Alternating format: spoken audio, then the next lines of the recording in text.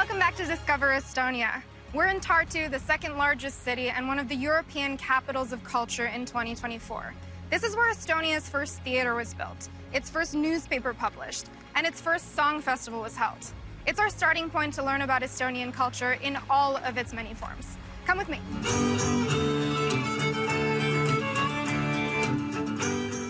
Tartu is the cultural epicenter of Estonia. There always seems to be something going on, like this folk dance performance we stumbled on in the park.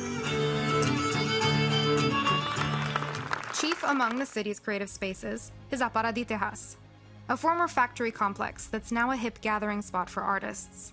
Here we are here in Tehas, where are many galleries with international residencies and artists coming here. I think it's a very vibrant city. The feeling is very youthful. Tartu University is bringing in a lot of students from Estonia, but also abroad. We visited one of the galleries in Tehas. Haki Gallery features work from young up-and-coming Estonian artists. It's also recently become a safe haven for Ukrainian artist Victoria Berezina, who fled her home in Kherson after the Russian invasion. Мені дуже подобається тут жити, існувати в цьому креативному середовищі. Тут дуже велика ком'юніті художників. Це великий шанс познайомитись, спілкуватися, показати своє мистецтво, розповісти про те, що відбувається у нас в країні. Modern Estonian culture is evolving with the times. Now let's head south to find out how one of the country's oldest ethnic groups is trying to preserve its age-old traditions.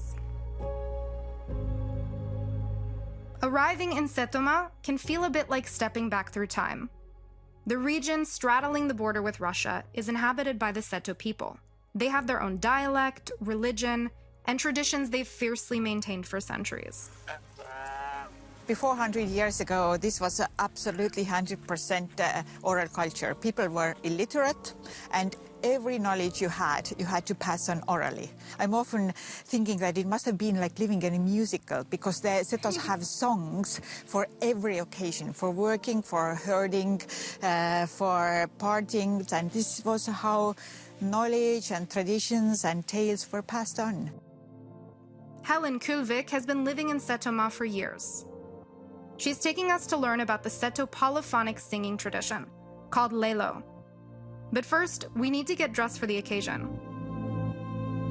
So, Helen, in a lot of cultures, it can be seen as a bit controversial to put on cultural clothing if you're not part of the community.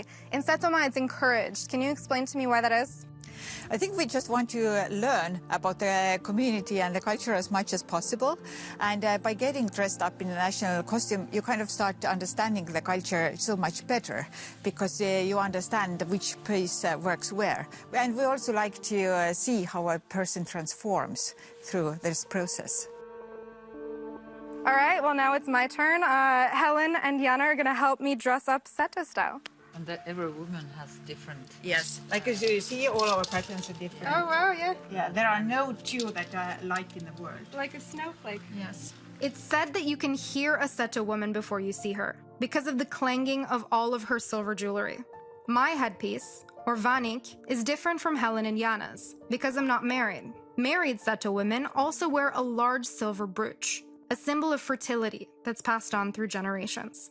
Well, now I'm all dressed up and ready to party, thanks to you. We're going to go listen to some lelo music. Are you ready to go? Yeah. Oh, yes.